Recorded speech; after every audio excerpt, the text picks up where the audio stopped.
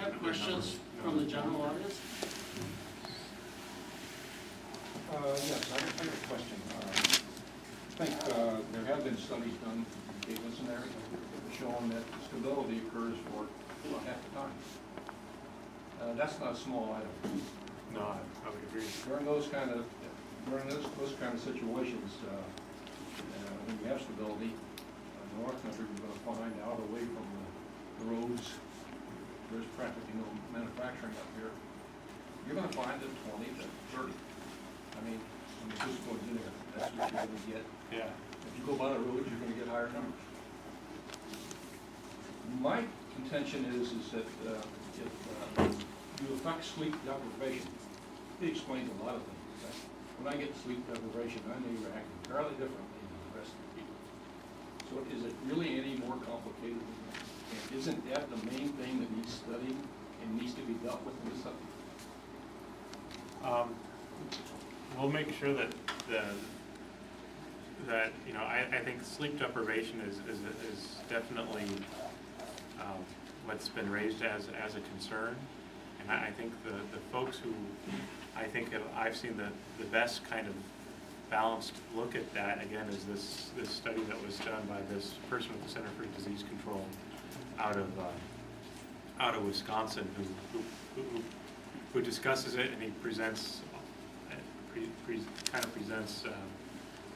a range of things that associate with sleep.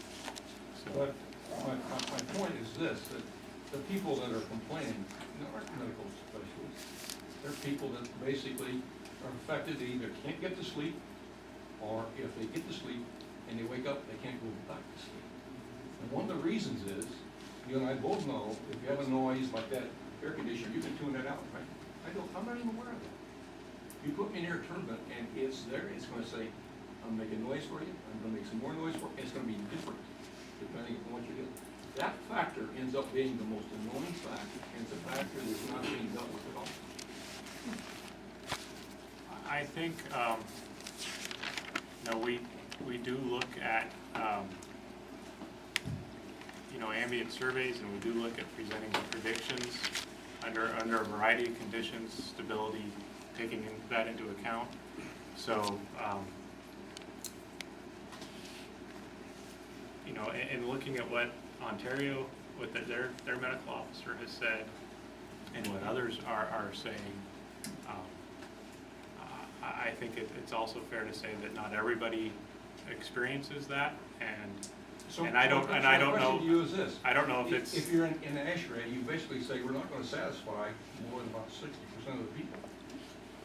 And you need to say that because it's going to have, the other 40% are going to be either don't care or they're going to be really extremely annoying. And if you're getting paid for this, I mean, if you're a participant, you're going to act differently.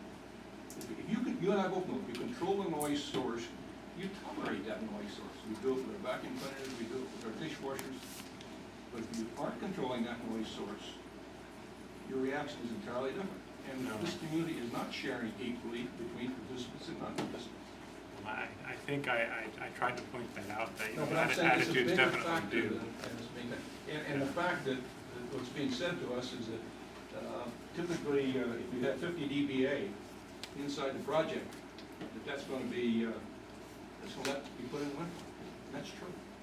You take that down to 40 because they want to space them about 1,250 foot, because of turbulence. It's really saying, give us a license to do this without looking at the studies. And I think that's wrong. Another example,